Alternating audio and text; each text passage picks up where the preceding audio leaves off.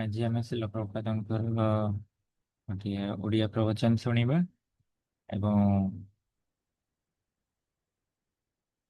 ସେଟା ହେବ ଭଗବତ ଗୀତା ଉପରେ।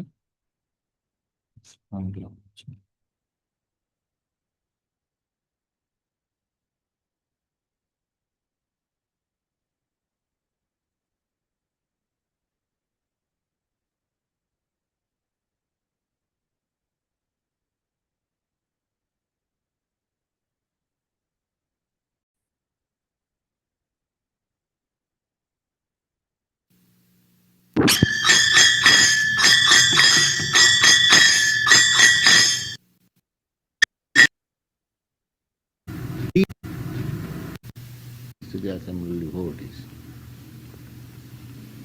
Now, spiritual consciousness and to continue it.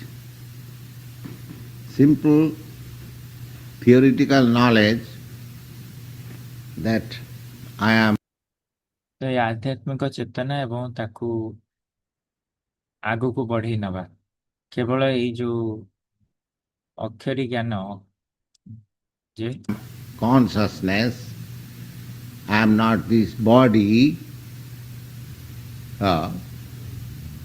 anything, simple theoretical knowledge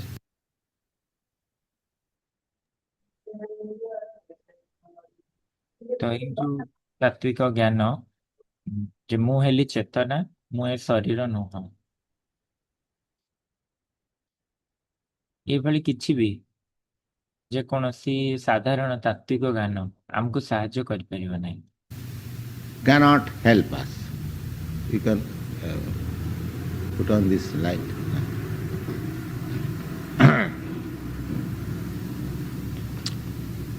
Unless, just like a person, he studied medical science or law, anything, any technical science, ଯେପରି ଏକ ବ୍ୟକ୍ତି ଯିଏକି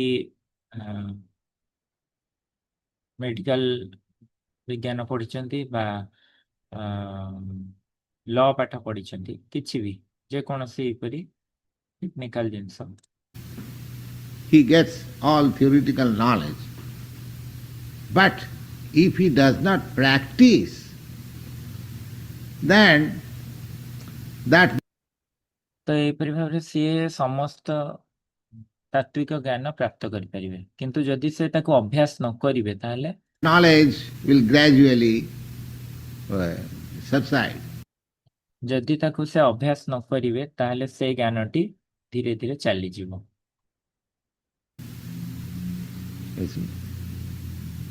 Similarly, that I am not this body, but I am that pure consciousness. That ତ ସେଇପରି ଭାବରେ ଯେ ମୁଁ ଏ ଶରୀର ନୁହଁ, ମୁଁ ହେଲି ଶୁଦ୍ଧ ଚେତନା, is already analyzed in various ways. ତାହା ଅନେକ ପ୍ରକାରରେ ଆଗରୁ ବୁଝା ଯାଇଅଛି। Now, we are in practical life. Now, if we say ତ ଏବେ ଆମେ ଏଇ ବ୍ୟବହାରିକ ଜୀବନରେ ଅଛୁ, ଆଉ ଆମେ ଯଦି କହିବୁ that I am not this body, so what is the use of working for this body? ଯେ ମୁଁ ଏ ଶରୀର ନୁହଁ, ତାହେଲେ ଏ ଶରୀର ପାଇଁ କାର୍ଯ୍ୟ କରିବାର କ'ଣ ମହତ୍ତ୍ୱ ରହିଗଲା? The whole world is moving under the bodily conception of life. ସାରା ଜଗତ ଘୁରି ବୁଲୁଛି ଏ ଶରୀର ଚେତନାର ଜୀବନର। Because I am born in this land, my body is born out of this land. ଯେହେତୁ ମୁଁ ଏଇ ଭୂମିରେ ଜନ୍ମ ହେଇଛି ବା ମୋ ଶରୀର ଏଇ ଭୂମି ଠାରୁ ଜନ୍ମ ହେଇଛି, American land. Therefore, I am thinking American. ମୋ ଶରୀର ଯେହେତୁ ଏଇ ଆମେରିକା ଭୂମିରେ ଜାତ ହେଲା ସେଥିପାଇଁ ମୁଁ ଭାବୁଛି ଯେ ମୁଁ ହେଲି American. Because I am born in India, therefore I am thinking Indian. ଯେହେତୁ ମୁଁ ଜନ୍ମ ହେଇଛି ଭାରତରେ ସେଥିପାଇଁ ମୁଁ ଭାବୁଛି ମୁଁ ହେଲି ଭାରତୀୟ। Because I am born of a certain family, therefore I am identifying myself with that family. ଯେହେତୁ ମୁଁ ଏକ ପରିବାରରେ ଜନ୍ମ ହେଇଛି ତ ମୁଁ ସେଇଥିପାଇଁ ନିଜକୁ ସେଇ ପରିବାରର ସହିତ ଆଇଡେଣ୍ଟିଫାଏ ବା ଚିହ୍ନଟ କରୁଛି। Because my father has given me some name, so I am identifying with that name. ଯେହେତୁ ମୋ ପିତା ମତେ ଏକ ନାମ ପ୍ରଦାନ କରିଛନ୍ତି ତ ମୁଁ ମୋ ନିଜକୁ ସେଇ ନାଁରେ ଚିହ୍ନଟ କରୁଛି। So my position is that I am all around surrounded by this bodily conception of life.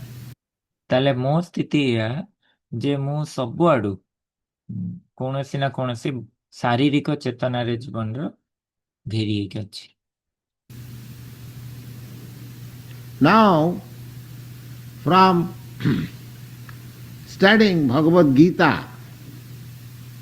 or deeply thinking over the matter, I come to understand ଏବେ ଭଗବତ ଗୀତା ପଢିବାରୁ ବା ଗଭୀର ଭାବରେ ଚିନ୍ତା କରିବାରୁ ଏଇ ଭୌତିକ ପଦାର୍ଥ ଉପରେ ମୁଁ ଏଇ ବିଷୟକୁ ବୁଝିବାକୁ ପାଇଛି that I am not this body. ଯେ ମୁଁ ଏଇ ଶରୀର ନୁହଁ। That is settled. That's all right. But actually, ତ ଏଇଟା ସ୍ଥିର ହେଇଯାଇଛି, ସେଟା ଠିକ ଅଛି, କିନ୍ତୁ ବାସ୍ତବରେ I am working on bodily plane. ମୁଁ ଏଇ ଶରୀର ଚେତନାରେ କାର୍ଯ୍ୟ କରୁଛି। This adjustment is required. Yes, you, for the present moment, ତ ଏଇ ସମଯୋଜନ ଦରକାର ଯେ ଏବେ ଏବେକା ସ୍ଥିତି ପାଇଁ because you are entangled or enwrapped within this, encaged within this body, ଯେ ଆମେ ଯେହେତୁ ଏଇ ଶରୀର ମଧ୍ୟରେ ଆବଦ୍ଧ ହେଇ ଅଛୁ so you cannot say that I will work without this body. ତ ତୁମେ କହିପାରିବନି ଯେ ମୁଁ ଏଇ ଶରୀର ପାଇଁ ମୁଁ କାର୍ଯ୍ୟ କରିବି ବିନା ଏ ଶରୀରରେ। But you can work in such a way that even without this body, even with this body, you can work in your spiritual platform. କିନ୍ତୁ ତୁମେ ଏପରି କାର୍ଯ୍ୟ କରିପାରିବ ଯେପରିକି ତୁମେ ଏ ଶରୀରର ବ୍ୟବହାର କରିକି ଆଧ୍ୟାତ୍ମିକ ସ୍ତରରେ କାର୍ଯ୍ୟ କରିପାରିବ। Although I am in this bodily conception of life, still I can work from the spiritual platform. ଯଦିଓ ମୁଁ ଏ ଶାରୀରିକ ଚେତନାରେ ରହିଛି ତଥାପି ମୁଁ ଆଧ୍ୟାତ୍ମିକ ସ୍ତରରେ କାର୍ଯ୍ୟ କରିପାରିବି। That technical knowledge is instructed by Lord Krishna to Arjuna. ଏଇ ଯାନ୍ତ୍ରିକ ଜ୍ଞାନଟି ଭଗବାନ କୃଷ୍ଣ ଅର୍ଜୁନଙ୍କୁ ପ୍ରଦାନ କରୁଛନ୍ତି। That you are not this body, but you have to work at the same time. Then ଯେ ତୁମେ ଏ ଶରୀର ନୁହଁ କିନ୍ତୁ ତୁମକୁ ଏକା ସାଥିରେ କାର୍ଯ୍ୟ ମଧ୍ୟ କରିବାକୁ ପଡିବ। how? Then here is the formula. ନା କିପରି? ତ ଏଇଠି ତାର ସୂତ୍ରଟି ଦିଆଯାଇଛି। Yogastha kuru karmani. Yogastha. Yogastha means that you remain in spiritual consciousness. ତ ଯୋଗସ୍ଥ ମାନେ କଣ? ଯେ ତୁମେ ତୁମର ଆଧ୍ୟାତ୍ମିକ ଚେତନାରେ ସ୍ଥିର ରୁହ But at the same time, you go on with your usual work. ଆଉ ଏକା ସାଥିରେ ତୁମେ ତମର ଦୈନନ୍ଦିନ କାର୍ଯ୍ୟ ସହିତ କାର୍ଯ୍ୟ କରିଚାଲ। You remain in spiritual consciousness and go on with your work. That is very difficult. ତ ତୁମେ ତୁମ ଆଧ୍ୟାତ୍ମିକ ଚେତନାରେ ରୁହ ଏବଂ ତୁମ କାର୍ଯ୍ୟ କରିଚାଲ। ଏଇଟା କ'ଣ ବହୁତ କଷ୍ଟ ଲାଗୁଛି? I am working with bodily conception of life. ମୁଁ ମୋର ଶରୀର ଚେତନାରେ କାର୍ଯ୍ୟ କରୁଛି। How I can be situated in spiritual conception of life? ତାହେଲେ ମୁଁ କିପରି ଭାବରେ ଆଧ୍ୟାତ୍ମିକ ସ୍ତରରେ ଉନ୍ନୀତ ହେଇପାରିବି? So, this technique is Sangam Tatya Dhananjaya. ତ ଏଇ ଯନ୍ତ୍ର ଏଇ ପଦ୍ଧତିଟି କୁହାଉଛି ସଙ୍ଗମ ତ୍ୟକ୍ତା Dhananjay. Sangam Tatya Dhananjaya. Without being touched with bodily conception. ସଙ୍ଗମ ତ୍ୟକ୍ତା ଧନଞ୍ଜୟ ଅର୍ଥ ଯେ ବିନା ଶରୀର ଚେତନାରେ ପ୍ରଭାବିତ ହେଇ। And how it can be done? Na siddhya siddhu samang bhutva samattam yoga uchyate. That neutrality will be that in the form of ତ ତାହା କିପରି କରାଯାଇ ପାରିବ ନା ସିଦ୍ଧି ଅସିଦ୍ଧ୍ୟ ସମଭୂତ୍ୱା ସମତ୍ୱମ୍ ଯୋଗ ଉଚ୍ୟତେ। ତ ଏଇ ଯୋଉ ନିରପେକ୍ଷତାଟା ଏଟା କ'ଣ? it has been already explained that you have right to work but not for the result. ତ ଏହାର ପୂର୍ବ ଶ୍ଲୋକରେ ତାହା ବୁଝାଯାଇଅଛି ଯେ ତୁମକୁ କାର୍ଯ୍ୟ କରିବାର ଅଧିକାର ଅଛି କିନ୍ତୁ ତୁମର ତାର ଫଳ ଉପରେ ଅଧିକାର ନାହିଁ। Don't be cause of the effect of your result, then you will be bound up.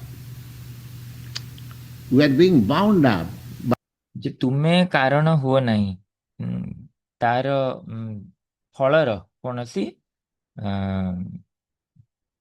Effect ଉପରେ। reaction of every work. ନହେଲେ ତୁମେ ବାନ୍ଧି ହେଇଯିବ ଏଇ ଫଳ ଦ୍ୱାରା। ତ ଆମେମାନେ ସମସ୍ତେ ବାନ୍ଧି ଅଛୁ ସବୁ କାର୍ଯ୍ୟ ଆମର ସବୁ କାର୍ଯ୍ୟର ଫଳ ଦ୍ୱାରା।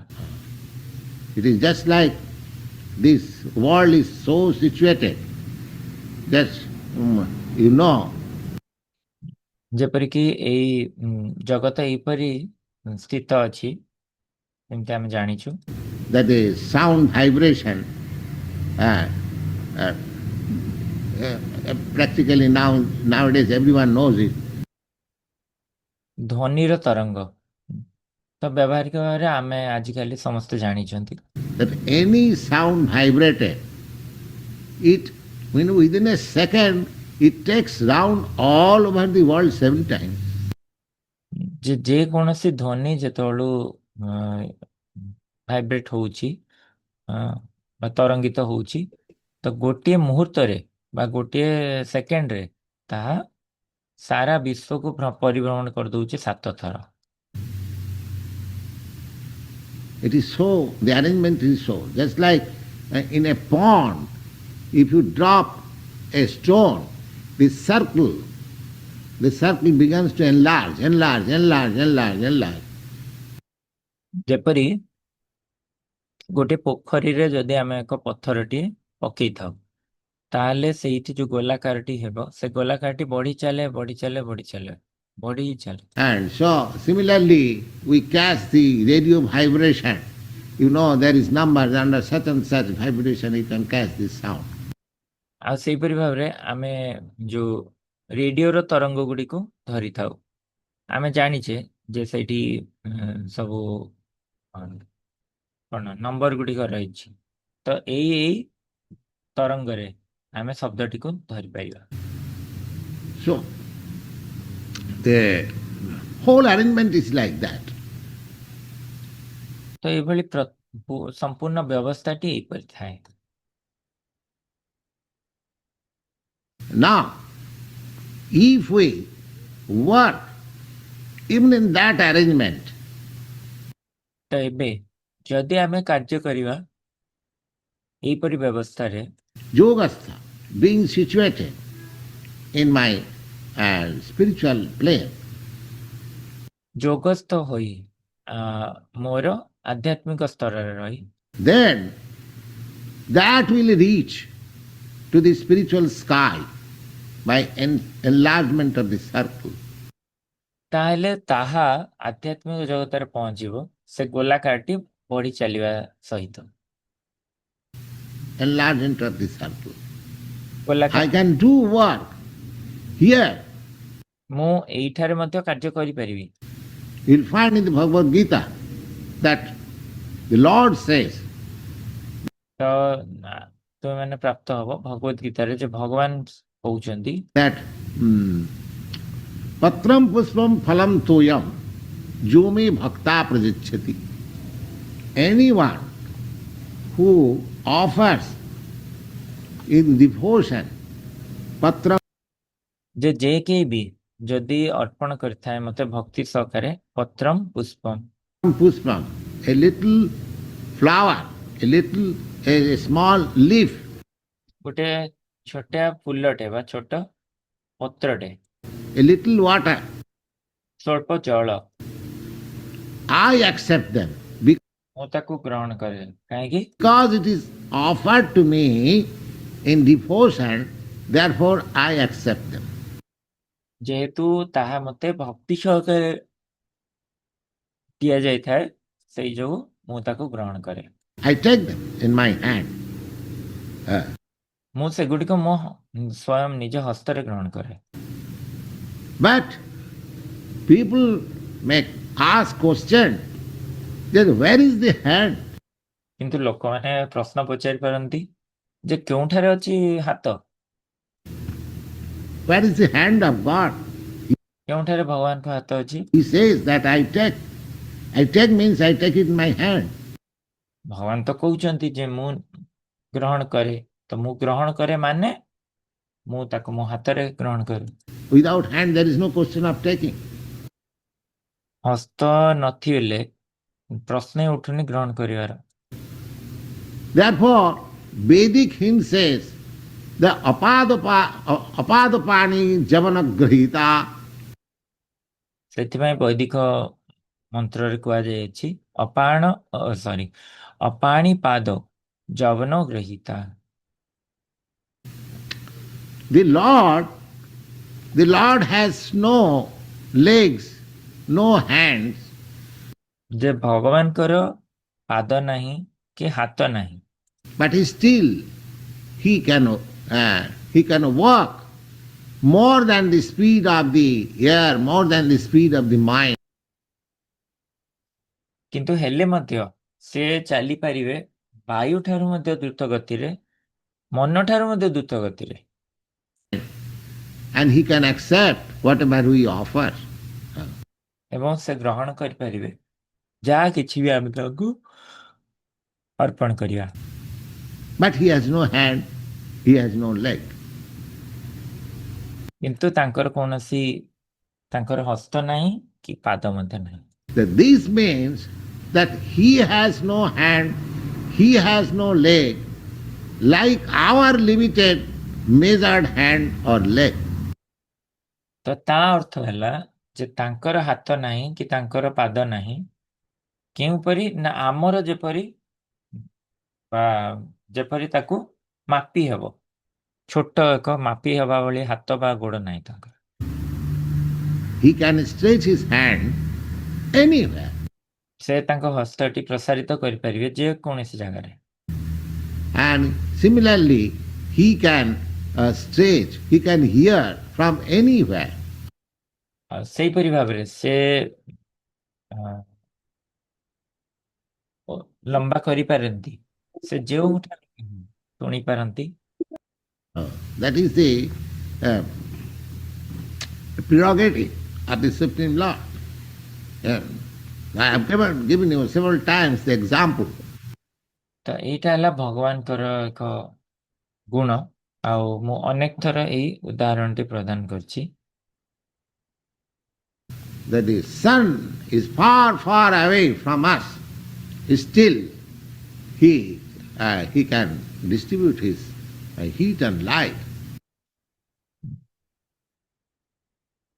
ଯେ ଉଦାହରଣଟି ଦିଆଯାଇଛି ଅନେକ ଥର ଯେ ସୂର୍ଯ୍ୟ ଅନେକ ଅନେକ ଦୂରଠାରେ ଅଛି ଆମଠାରୁ, ତା ସତ୍ତ୍ୱେ ସିଏ ତାର ଶକ୍ତି ଯାହାକି ତାପ ଏବଂ ଆଲୋକ ପ୍ରଦାନ କରି ଆସୁଛି To us. So if we work with God consciousness, although we are here in this platform, ତ ତାହେଲେ ଯଦି ଆମେ ଏଇ ଭଗବତ ଚେତନାରେ କାର୍ଯ୍ୟ କରିବା, ଯଦିଓ ଆମେ ଏଇ ସ୍ତରରେ ଅଛୁ, material platform, ଏଇ ଭୌତିକ ସ୍ତରରେ, that work is admitted by the Supreme Lord. ତ ସେଇ କାର୍ଯ୍ୟଟି ଗ୍ରହଣ କରାଯାଇଥାଏ ଭଗବାନଙ୍କ ଦ୍ୱାରା।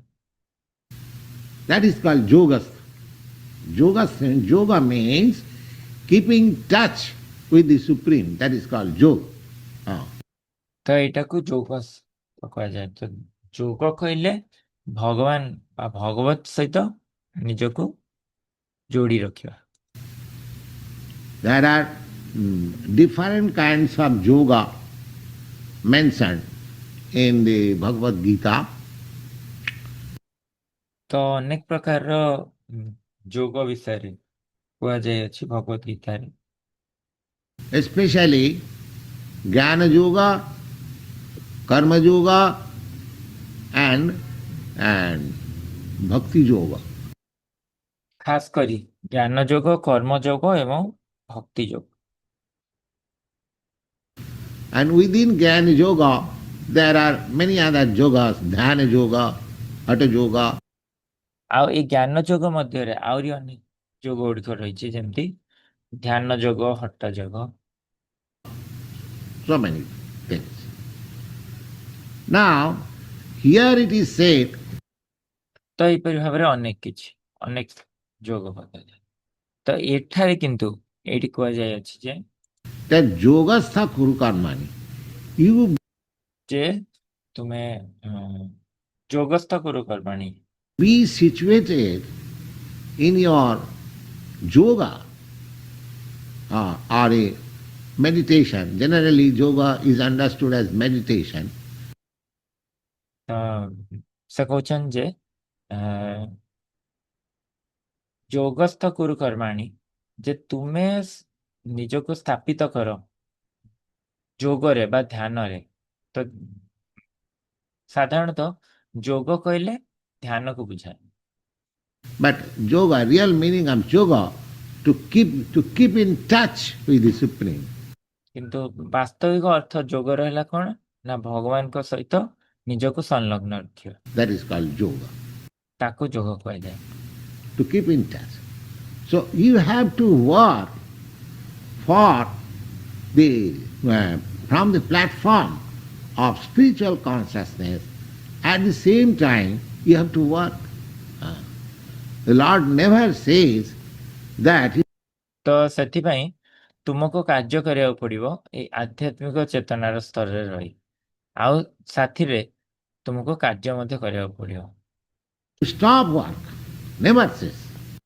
ଭଗବାନ କେବେ ହେଲେ ବି କହିନାହାନ୍ତି ଯେ ତୁମ କାର୍ଯ୍ୟକୁ ବନ୍ଦ କର, କେବେ ବି କହିନାହାନ୍ତି। Arjuna's friend was Lord Krishna, but Krishna never said he is God himself. ଯେପରି ଅର୍ଜୁନଙ୍କ ସାଙ୍ଗ ଥିଲେ ଭଗବାନ କୃଷ୍ଣ, କିନ୍ତୁ କୃଷ୍ଣ କେବେ ହେଲେ ବି କହିନାହାନ୍ତି ଯେ ସେ ସ୍ୱୟଂ ଭଗବାନ। He is the Supreme Personality of God himself. ଯେ ସେ ହେଉଛନ୍ତି ପରମ ପୁରୁଷୋତ୍ତମ ଭଗବାନ ସ୍ୱୟଂ। He never said Arjuna that I am your friend. ସେ କେବେ ବି କହିନାହାନ୍ତି ଅର୍ଜୁନଙ୍କୁ ଯେ ମୁଁ ତୁମର ବନ୍ଧୁ। I shall supply all your necessities. You don't require to work, you stop. ମୁଁ ତୁମକୁ ତମର ସବୁ ଜରୁରତ ପ୍ରଦାନ କରିବି, ତୁମକୁ କାର୍ଯ୍ୟ କରିବା ଦରକାର ନାହିଁ, ରହିଯାଅ।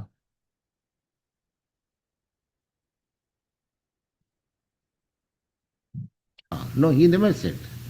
Rather, Arjun was declining to fight. ନା, କେବେ ବି ସେ କହିନାହାନ୍ତି ଯେ ତୁମକୁ ତୁମ କାର୍ଯ୍ୟ ବନ୍ଦ କରିବାକୁ ପଡିବ। ସେ କେବେ କହିନାହାନ୍ତି। କିନ୍ତୁ ତା ସହିତ ରାଦର ଅର୍ଜୁନ ମନା କରୁଛନ୍ତି ଯୁଦ୍ଧ କରିବାକୁ। But Krishna is inducing him to fight. କିନ୍ତୁ କୃଷ୍ଣ ତାଙ୍କୁ ପ୍ରେରିତ କରୁଛନ୍ତି ଯୁଦ୍ଧ କରିବାକୁ। So in spiritual platform, there is no question of stopping work. ସେଥିପାଇଁ ଆଧ୍ୟାତ୍ମିକ ସ୍ତରରେ ବିଲକୁଲ ପ୍ରଶ୍ନ ହିଁ ଉଠୁନି କାର୍ଯ୍ୟ ବନ୍ଦ କରିବାର। No question of stopping work. ପ୍ରଶ୍ନ ଉଠୁନି କାର୍ଯ୍ୟ ବନ୍ଦ କରିବା। But work for the Supreme. That's. କିନ୍ତୁ ଆଧ୍ୟାତ୍ମିକତା ପାଇଁ କାର୍ଯ୍ୟ କର, ସେଇଟା ହିଁ ସବୁ କିଛି। Ishavasmidam sarvam, with God consciousness. ଭଗବତ ଚେତନା ସହିତ। Now, there are three processes of yoga. Jnana yoga, and karma yoga, and bhakti yoga. ତ ଏବେ ତିନୋଟି ପ୍ରକାରର ଯୋଗ ରହିଛି, ଜ୍ଞାନ ଯୋଗ, କର୍ମ ଯୋଗ, ଭକ୍ତି ଯୋଗ। Now, Jnana yoga, take for example Jnana yoga. ତ ଉଦାହରଣକୁ ଧରିନିଅ ଜ୍ଞାନ ଯୋଗ। Jnana yoga means to keep in touch with the Supreme by a speculation of higher knowledge. ତ ଜ୍ଞାନ ଯୋଗ କହିବା ଅର୍ଥ ଯେ ଭଗବାନ ବା ଭଗବାନଙ୍କ ସହିତ ନିଜକୁ ସଂଲଗ୍ନ ରଖିବା କୋଉ ମାଧ୍ୟମରେ? ନା କଳ୍ପନା ଜଳ୍ପନା, ଉନ୍ନତ ଜ୍ଞାନର କଳ୍ପନା କରିବା ଦ୍ୱାରା, speculation. That discriminating what is spirit and what is matter. So there are ଚିନ୍ତା କରିବା ଦ୍ୱାରା ଏଇ ଉନ୍ନତ ଜ୍ଞାନର ଯେ କ'ଣ ତଫାତ୍ ରହିଛି ଚେତନ ବସ୍ତୁ ଭିତରେ ବା ଚେତନା ଭିତରେ ଏବଂ ଜଡ଼ ବସ୍ତୁ ଭିତରେ। philosophers, they are discriminating that this is matter. ତ ଦାର୍ଶନିକ ମାନେ ଯେମିତି ସେମାନେ ଏପରି ଅଲଗା କରନ୍ତି ଯେ ନା ଏହା ହେଉଛି ବସ୍ତୁ ବା ଭୌତିକ ଜଡ଼। Neti, this is matter and this is spirit. Now that neti process, ଯାହାକି ଯେ ଏଇଟା ହେଉଛି ଜଡ଼ ଏବଂ ଏଇଟା ହେଉଛି Chetan. requires study and that requires knowledge also. Now suppose ତ ତା ପାଇଁ ଜ୍ଞାନ ମଧ୍ୟ ଦରକାର ଏବଂ ତା ପାଇଁ ଅଧ୍ୟୟନ ମଧ୍ୟ ଦରକାର। man is neither educated, neither he has got sufficient knowledge, philosophical knowledge. ଧରିନିଅ ଗୋଟେ ଲୋକଟେ ପାଠ ପଢି ନାହିଁ କି ତାର ଠିକ ମତ ଜ୍ଞାନ ମଧ୍ୟ ନାହିଁ, Then what happens to him? ତାହେଲେ ତାର କ'ଣ ହବ? He will not be able to perform yogastha kuru karmani. ସେ ତାହେଲେ କାର୍ଯ୍ୟ କରିପାରିବ ନାହିଁ ଯୋଗସ୍ଥ କୁରୁ କର୍ମଣି ହୋଇ। No, he is also a bona fide person. ନା, ସିଏ ତ ମଧ୍ୟ ଏକ ପ୍ରାମାଣିକ ଲୋକ। He can also perform the work. ସେଇ ମଧ୍ୟ କାର୍ଯ୍ୟଟି କରିଦେଇ ପାରିବ। Because he has no knowledge and because he is uneducated, that doesn't mean ତ ଯେହେତୁ ତାଙ୍କର କିଛି ଜ୍ଞାନ ନାହିଁ, ଯେହେତୁ ସେ ମୂର୍ଖ, ତା ମାନେ ଏହା ନୁହଁ that he cannot do or he cannot work from the spiritual platform. ଯେ ସେ କରିପାରିବେ ନାହିଁ ବା ସେ କରିପାରିବେ ନାହିଁ ସେଇ କାମ ଆଧ୍ୟାତ୍ମିକ ସ୍ତରରୁ। He can also do. That how he can do, that is the technique. ତ ଏବେ ସେ କିପରି ଭାବରେ ଆଧ୍ୟାତ୍ମିକ ସ୍ତରରୁ କାର୍ଯ୍ୟ କରିପାରିବେ ତାହା ହିଁ ପଦ୍ଧତି ବା ଯନ୍ତ୍ର। This technique is explained herewith the siddha siddho samo bhutva. Siddha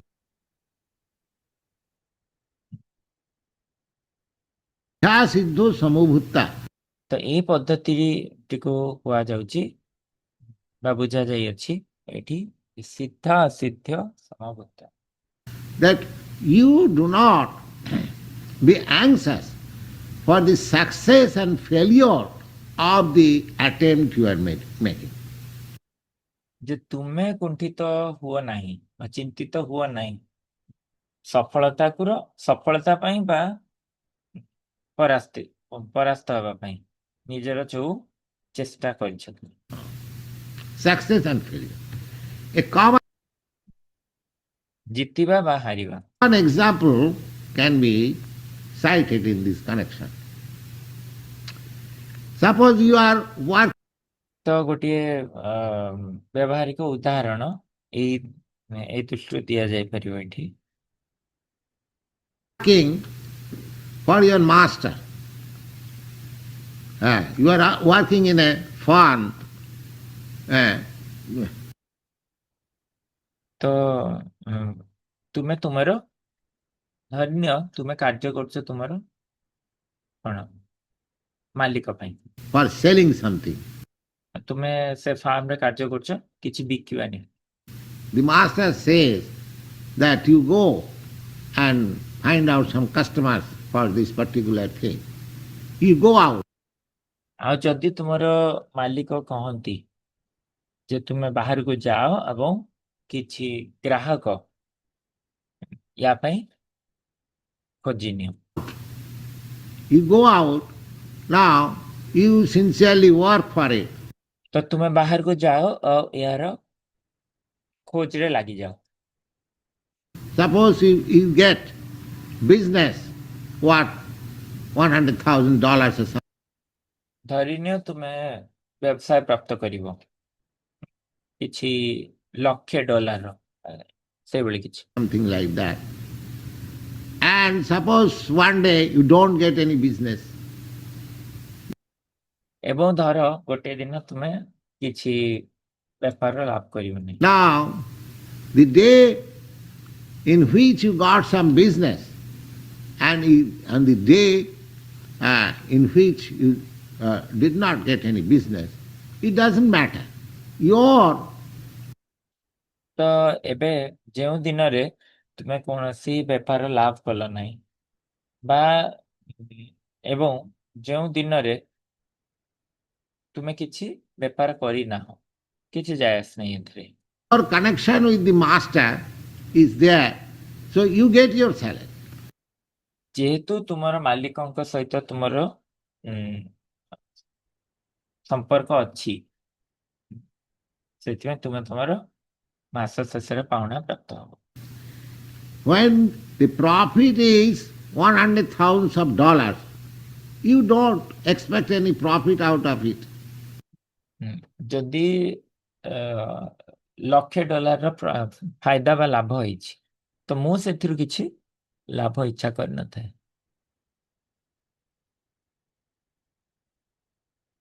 And when there is no business, there is no loss on your part. Siddha siddhi. ଆଉ ଯେତେବେଳେ କୌଣସି ବେପାର ହେଇନଥାଏ ତ ସେତେବେଳେ ମୋର ମଧ୍ୟ କିଛି କ୍ଷତି ନଥାଏ। Siddha siddhi.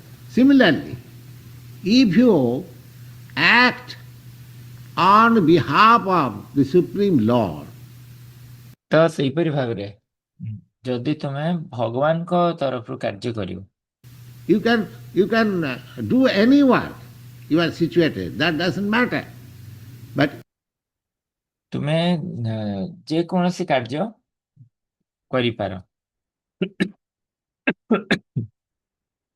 ଯେଉଁ ସ୍ତରରେ ଅଛ ସେଥିରେ କିଛି ଯାଏ ଆସ ନାହିଁ। if you act on behalf of the Supreme Lord, just like Arjuna is କିନ୍ତୁ ଯଦି ତୁମେ କାର୍ଯ୍ୟ କର ଭଗବାନଙ୍କ ତରଫରୁ being requested indirectly, that Lord Sri Krishna says that ଯେପରି ଠିକ ଯେପରି ଅର୍ଜୁନଙ୍କୁ ଏଇଠି ଭଗବାନ କୃଷ୍ଣ ଇନଡାଇରେକ୍ଟଲି କହୁଛନ୍ତି this fighting is my plan. So if you work for it, so ତ ଏଇପରି ଭାବରେ କହୁଛନ୍ତି ଯେ ଏଇ ଯୋଉ ଯୁଦ୍ଧଟା ଏଇଟା ମୋର ପ୍ଲାନ୍, ଆଉ ଯଦି ତୁମେ ଏଥିରେ କାର୍ଯ୍ୟ କରିବ you have nothing to enjoy or suffer out of the reaction. ତ ତୁମକୁ କିଛି ବି ଏଥିରେ ଅ, ଭୋଗ କରିବାର ନାହିଁ କି କଷ୍ଟ ପାଇବାର ନାହିଁ କିଛି ପ୍ରତିକ୍ରିୟା ଆସିଲି, Because you shall work under my instruction. କାରଣ ତୁମେ କାର୍ଯ୍ୟ କରିବ ମୋର ଉପଦେଶରେ। That is the, if we work on behalf of the Supreme Lord, uh, then that is called Yogastha. The our ତ ଯଦି ଆମେ କାର୍ଯ୍ୟ କରିବା ଭଗବାନଙ୍କ ତରଫରୁ ତାହେଲେ ତାହା ଯୋଗସ୍ଥ କୁହାଯିବ। work is also not stopped, ଏବଂ ଯଦି ଆମର କାର୍ଯ୍ୟ ମଧ୍ୟ ବନ୍ଦ ହେଇନଥାଏ, and at the same time I am situated in the spiritual platform. That technique is taught by Lord Krishna. ତ ଯୋଉ କହୁଛନ୍ତି ଯାହା ଭଗବାନଙ୍କ ତରଫରୁ ଯଦି ଆମେ କାର୍ଯ୍ୟ କରିବା ତାକୁ ଯୋଗସ୍ଥ କୁହାଯିବ। ସେଥିପାଇଁ ଆମ କାର୍ଯ୍ୟ କେବେ ବି ବନ୍ଦ କରାଯିବା କଥା ନୁହଁ, ଆଉ ତା ସହିତ ଆମକୁ ଆଧ୍ୟାତ୍ମିକ ସ୍ତରରେ ରହିବା କଥା। Yogastha kuru karmani takta sangang dhananjaya. You do not ତ ସେ ପଦ୍ଧତିଟି ଭଗବାନ କୃଷ୍ଣଙ୍କ ଦ୍ୱାରା ଦିଆଯାଇଛି, ଯୋଗସ୍ଥ କୁରୁ କର୍ମାଣି ତ୍ୟକ୍ତ୍ୱା ସଙ୍ଗମ Dhananjay. be attached with the profit and loss of anything, but you simply do your duty, you don't care for the success. ଯେ ତୁମେ ଆସକ୍ତ ହେଇଯାଇଛ ଲାଭ ବା କିଛି ଜିନିଷର କ୍ଷତି ପାଇଁ, କିନ୍ତୁ କେବଳ ମାତ୍ର ତୁମକୁ ତୁମର କାର୍ଯ୍ୟ କରିବା ଦରକାର, କର୍ତ୍ତବ୍ୟ ସାଧନ କରିବା ଦରକାର। Or failure, ତୁମକୁ ଭାବିବାକୁ ପଡିନଥାଏ ତୁମେ ସଫଳତା ଲାଭ କରିବ କି ପରାସ୍ତ ହେବ। and if you are, I mean to say, steady either in success or failure, that is called yoga. That is called yoga. ତ ଯଦି ତୁମେ, ମୁଁ କହିବାକୁ ଚାହୁଁଛି ଯେ ଯଦି ତୁମେ ସ୍ଥିର ରୁହ ସଫଳତା ପ୍ରାପ୍ତ ହେଲେ ବା ପରାସ୍ତ ହେଲେ, ତ ସେଇଟାକୁ ଯୋଗ କୁହାଯିବ। Don't mind for the success or failure. Do ତୁମର ସଫଳତା ହେଉ କି ତୁମେ ପରାସ୍ତ ହଉ, ସେଥିରେ କୌଣସି ଜାୟସ ନାହିଁ। act on behalf of the Supreme Lord. And ତୁମେ ଭଗବାନଙ୍କ ତରଫରୁ ତୁମ କାର୍ଯ୍ୟଟି ସମ୍ପାଦନ କର, ଆଉ if you are steady in that position, ଆଉ ଯଦି ତୁମେ ସେଇ କଣ ସ୍ଥିତିରେ ସ୍ଥିର ରୁହ, then your working in a spiritual platform is successful. ଯେ ତୁମେ କାର୍ଯ୍ୟ କର, ଯଦି ତୁମେ ସ୍ଥିର ହେଇ କାର୍ଯ୍ୟ କରୁଛ ତୁମ ସ୍ଥିତିରେ, ତାହେଲେ ତୁମେ ଯୋଉ କାର୍ଯ୍ୟ କରୁଛ ତାହା ଆଧ୍ୟାତ୍ମିକ ସ୍ତରରେ ଏବଂ ତୁମେ ସଫଳତା ପ୍ରାପ୍ତ ହେବ। The Sangang Takta means don't be associated with the result of the work. ତ ସଙ୍ଗମ ତ୍ୟକ୍ତ କହିଲେ ଯେ ତୁମେ ଆସକ୍ତ ହୁଅ ନାହିଁ ବା ସଙ୍ଗ ଲାଭ କର ନାହିଁ ତୁମର ଫଳର କାର୍ଯ୍ୟର ଫଳ ସହିତ। Let the result come, whatever it may be. But you have to do your duty. ଯାହା ବି ଫଳ ପ୍ରାପ୍ତ ହେବ ବା ଫଳ ଆସିବାର ଅଛି, ଯାହା କିଛି ବି ହଉ ଆସୁ, କିନ୍ତୁ ତୁମର କର୍ତ୍ତବ୍ୟ ସାଧନ କରିବାକୁ ପଡିବ ତୁମକୁ ଭଲ ଭାବରେ Nicely and for the sake of God.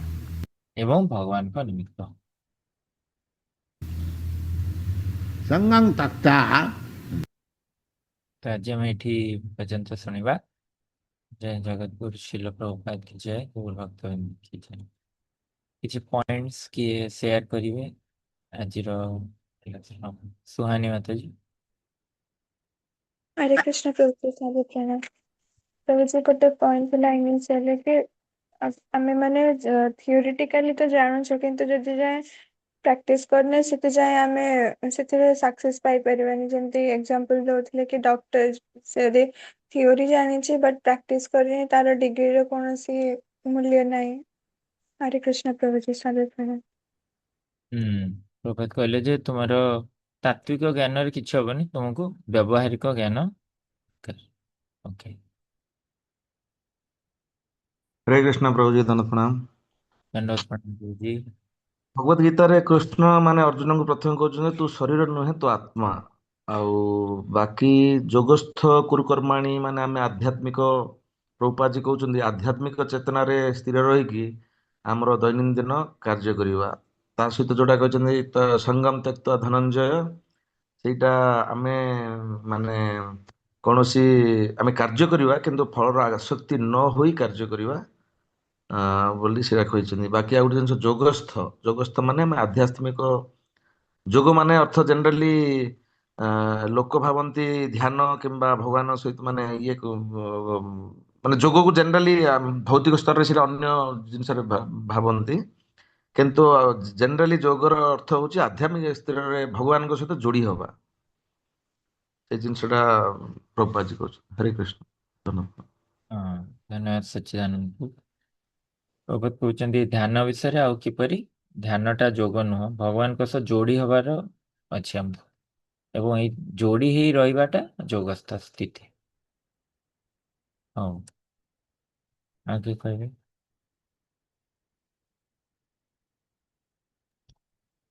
हरे कृष्ण प्रभु जी प्रणाम। प्रणाम, କୁହନ୍ତୁ। प्रभु ये ज्ञान जोग भक्ति जोग कर्म जोग तीन जोग विषय प्रत्येक मनुष्य माने फोकस कर तीन जाक कर्म केवल ज्ञान जोग बोली कहीकि ज्ञान को भी आम सदुपयोग कर भगवान सहित कनेक्ट हो पारिया। कर्म ये भाव करवा जहाँकि भगवान को भी आम प्राप्त करवा निज कर्म करिकी यथा अर्जुन को से कर्म करने कहते ହୁଁ अर्जुन को से सखा ହେଇକି ବି କେବେ କହିନଥିଲେ ଯେ ମୁଁ ଭଗବାନ ବୋଲି ତମେ କର୍ମ କରନି, ତୁମେ ତୁମର କର୍ମ କର। ସେମିତି ଭକ୍ତି ମାଧ୍ୟମରେ ବି ଆମେ ଭଗବାନଙ୍କୁ ପ୍ରାପ୍ତ କରିପାରିବା, ତାଙ୍କ ନିକଟବର୍ତ୍ତୀ ହେଇପାରିବା। ତିନିଟି ଯୋଗ ବିଷୟ ବି ସେ ଉଲ୍ଲେଖ କରିଛନ୍ତି। ହରେ କୃଷ୍ଣ ପ୍ରଭୁ। ଏ ତିନିଟା ଯୋଗ ପୁଣି ଆଗକୁ ଆହୁରି ବୁଝେଇବେ ପ୍ରଭାତ। ଜ୍ଞାନ ଯୋଗ ଯୋଉ ଆଜ୍ଞା ଦି ପ୍ରକାର ସେଟା ବି କହିଥିଲେ। ତା ଆଜ୍ଞା ପ୍ରଭାତ କହୁଥିଲେ ଯେ ଭକ୍ତି ମାଧ୍ୟମରେ ଭଗବାନଙ୍କୁ ପାଇବ। ପ୍ରଭାତ କହୁଥିଲେ ଭକ୍ତି ବିଷୟରେ କଣ କହୁଥିଲେ, ଆଜ୍ଞା। କେମିତି ଭଗବାନଙ୍କୁ ଅର୍ପଣ କରାଯିବ?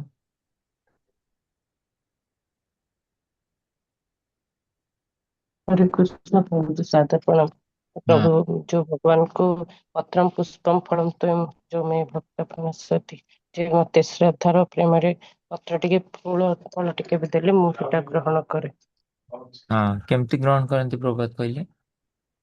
ସେ କହିଲେ ତାଙ୍କର ସେ ତାଙ୍କ ମାନେ ସେ ତ ଓମନିପୋଟେଣ୍ଟ, ସେ ତାଙ୍କର ସବୁ ମାନେ ହାତରେ ସେ ନିଜେ ବି ଗ୍ରହଣ କରନ୍ତି, ହେଲେ ମାନେ ଅଭକ୍ତ ମାନେ ସେଟା ବୁଝିପାରନ୍ତିନି ଭଗବାନ କେମିତି ଗ୍ରହଣ କରୁଛନ୍ତି। ସେ ପୁଣି ଭଗବାନଙ୍କର ତ ହାତ ଇଏ ନାହିଁ ଏମିତି।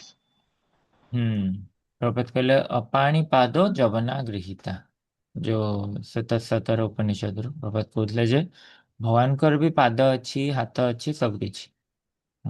ଏବଂ ଭଗବାନ ବହୁତ ଜୋର ଯାଇପାରନ୍ତି, ମନ ବେଗ ଠାରୁ ବା ଆୟୁ ବେଗ ଠାରୁ ମଧ୍ୟ ବେଶୀ ଜୋର ଯାଇପାରନ୍ତି। ଏଟା ପ୍ରଭାତ କହିଲେ। ତ ଆମେ ଯାହା ଦଉଛେ ସେ ତାକୁ ନିଶ୍ଚିତ ଗ୍ରହଣ କରିପାରିବେ। ଆଜ୍ଞା,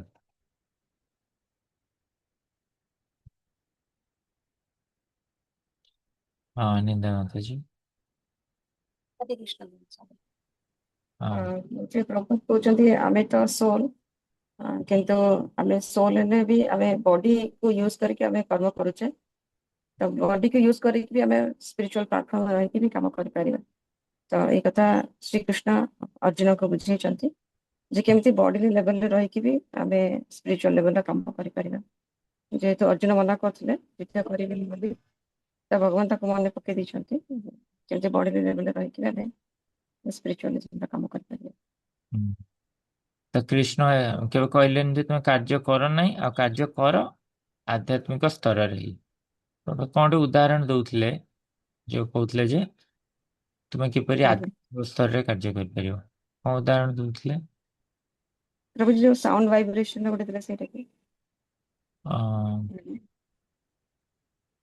କଣ ଉଦାହରଣ ଦେଲେ ଗୋଟେ, କଣଟେ ଦେଲେ, ଅଳ୍ପ ଟିକେ ଦେଇଛନ୍ତି ତ ସାଉଣ୍ଡ ଭାଇବ୍ରେସନ ଦେଇକି, ହଁ କହିଲେ ସୂର୍ଯ୍ୟ ବହୁତ ଦୂରରେ ରହିକି ସେଇଟା ହିଁ କହିଲେ କି ନା ସେଇଟା ଅନ୍ୟ ଜିନିଷରେ କହିଛି। ନାଇଁ, ସେ ଯୋଉ ରେଡିଓ ତରଙ୍ଗ ସାଉଣ୍ଡ ତରଙ୍ଗ ବିଷୟରେ କହୁଥିଲେ। ସାଉଣ୍ଡ ଭାଇବ୍ରେସନ ମାନେ ସାଉଣ୍ଡ ଭାଇବ୍ରେସନ ମାନେ ଗୋଟେ ଭାଇବ୍ରେସନ ଟେକ୍ସ 7 times ମାନେ ପୁରା ପୃଥିବୀକୁ ପରିଭ୍ରମଣ କରିବାକୁ 7 times ଲାଗେ।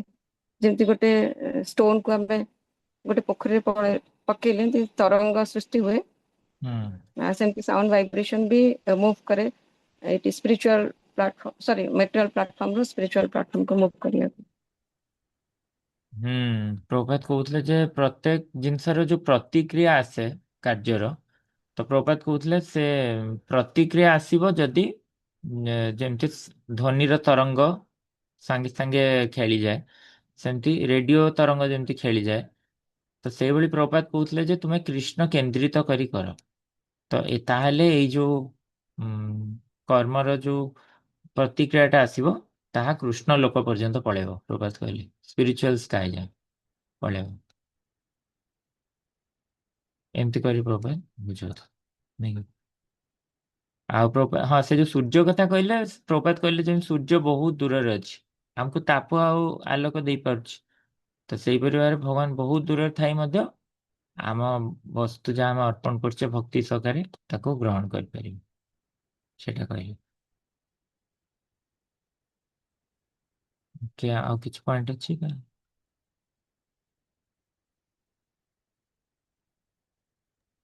ହରେ କୃଷ୍ଣ ପ୍ରଭୁଜୀ, ସେ ଯୋଉ ଇଲିଟରେଟ ପର୍ସନ ଯୋଉ ଜ୍ଞାନ ଯୋଗରେ କହିଲେ ଜଣେ ଇଲିଟରେଟ ବି ଯୋଗସ୍ଥ ଗୁରୁ କର୍ମ ହେଇପାରିବେ। ହଁ କଣ କହୁଥିଲେ?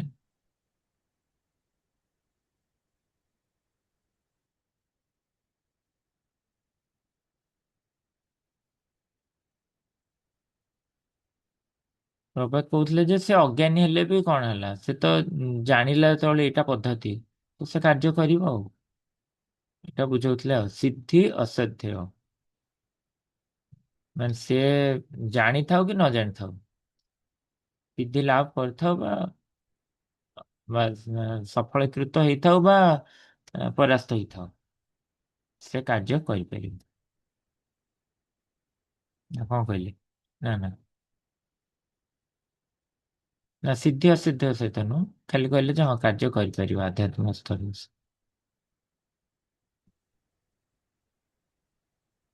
ଠିକ ଅଛି, ପରୀକ୍ଷା ଦେଇଦବା।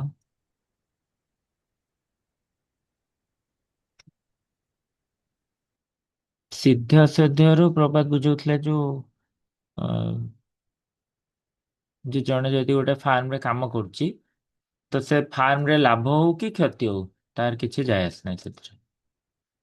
ସିଏ ତା କାର୍ଯ୍ୟ କରିବ, ସେ ତାର ଦରମା ପାଇବ।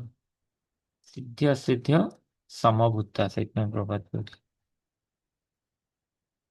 ଆମକୁ ଆମର ପ୍ରଭୁଙ୍କ ପାଇଁ କେବଳ କାର୍ଯ୍ୟ କରିବାର ଅଛି। ନାଇଁ କି?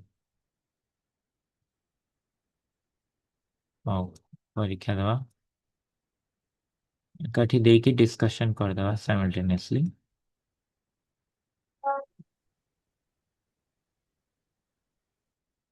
ଆଜି ହେଉଛି ଶ୍ରୀ ଶ୍ରୀମଦ୍ ଗୋପାଳ କୃଷ୍ଣ ଗୋସ୍ୱାମୀ ମହାରାଜଙ୍କର ତିରୋଭାବ, ଦ୍ୱିତୀୟ ତିରୋଭାବ ତିଥି। ଆଉ ଯୋଉଠି ଯୋଉଠି ପାଳନ କରାଯାଉଛି ଆପଣମାନେ ଭାଗ ନେଇପାରିବେ।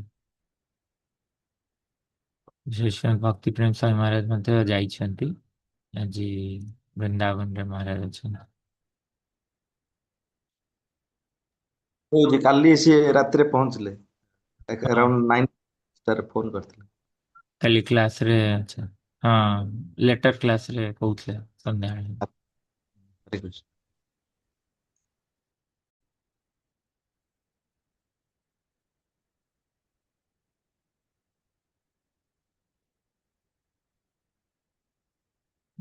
डिस्कशन କରିଦେବା। ପ୍ରଶ୍ନ ହ୍ୱାଟ୍ସଆପଟା ଖୋଲିନି।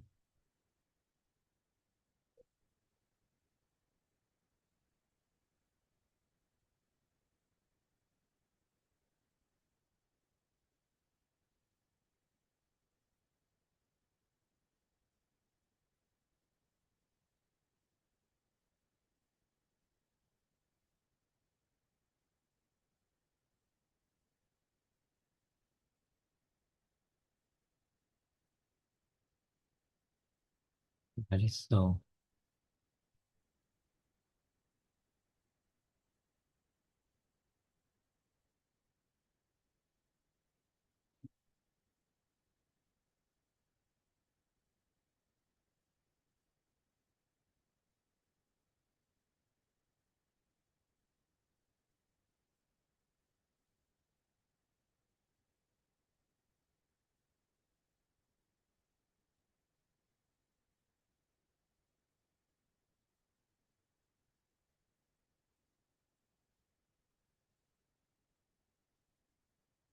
ତାହେଲେ ପ୍ରଥମ ପ୍ରଶ୍ନ ଉତ୍ତର କଣ ହବ? ପୂର୍ବ କ୍ଲାସ୍ ଉପରେ ଏହି ପାଠ୍ୟ ଅନୁସାରେ ଆଦର୍ଶ ପତ୍ନୀଙ୍କ ପ୍ରଧାନ ଗୁଣ କଣ? କଣ?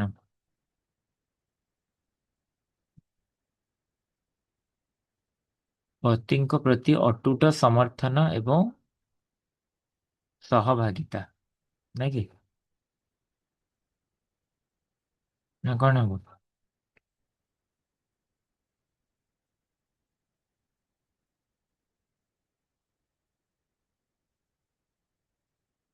ପତ୍ନୀ ପତିଙ୍କ ଛାୟା ସମାନ ବୋଲି ଯେ ଉପମା ଦିଆଯାଇଛି ତାହାର ଅର୍ଥ କଣ?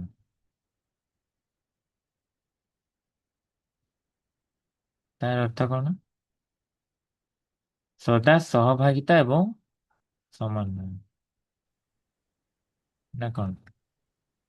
ସବୁ ସମୟରେ ଏକାଠି ଏକମତ। ଯେମିତି ନିତ୍ୟାନନ୍ଦ ପ୍ରଭୁଙ୍କୁ କହିଲେ ତାଙ୍କ ମା ଯେ ସେ ବାପା ବାପା କହିଦେଲେ ସାଧୁଙ୍କୁ ଯେ ନିତ୍ୟାନନ୍ଦ ପ୍ରଭୁ ତୁମେ ନେଇଯାଅ, ତାପରେ ତାଙ୍କ ମା ସହମତ ହେଲେ ସେ କଥାରେ, କାରଣ ବାପା କଥା ଦେଇଥିଲେ। ଶ୍ରୀ ରାମଚନ୍ଦ୍ରଙ୍କ ଦ୍ୱାରା ରାବଣ ବଧ କଣ ଦର୍ଶାଏ? କଣ? ପ୍ରତିଶୋଧ, ଅଲୌକିକ ଶକ୍ତି, ରାଜନୈତିକ ଆକାଂକ୍ଷା, ଦାମ୍ପତ୍ୟ ଜୀବନରେ ଆଦର୍ଶ ଦାୟିତ୍ୱ ଏବଂ ସୁରକ୍ଷା। ଦାମ୍ପତ୍ୟ ଜୀବନର ଆଦର୍ଶ ଦାୟିତ୍ୱ ଅନୁସାରେ ହଁ।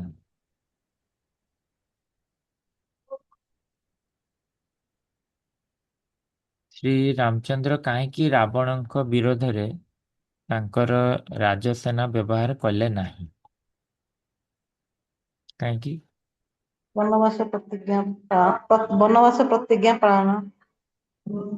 ହଁ, ଠିକ। ଓକେ। ରାମ ରାଜ୍ୟର ପ୍ରଧାନ ବିଶେଷତା କଣ? ସମସ୍ତ ପ୍ରଜାଙ୍କ ସମ୍ପୂର୍ଣ୍ଣ ସୁଖ। ସମ୍ପୂର୍ଣ୍ଣ ସୁଖ। हरे कृष्ण। हरे कृष्ण प्रभु। जय श्री प्रभुपाद की जय और भक्तवृंद की जय। हरे कृष्ण। हरे कृष्ण गुरु जी। धन्यवाद। हरे कृष्ण।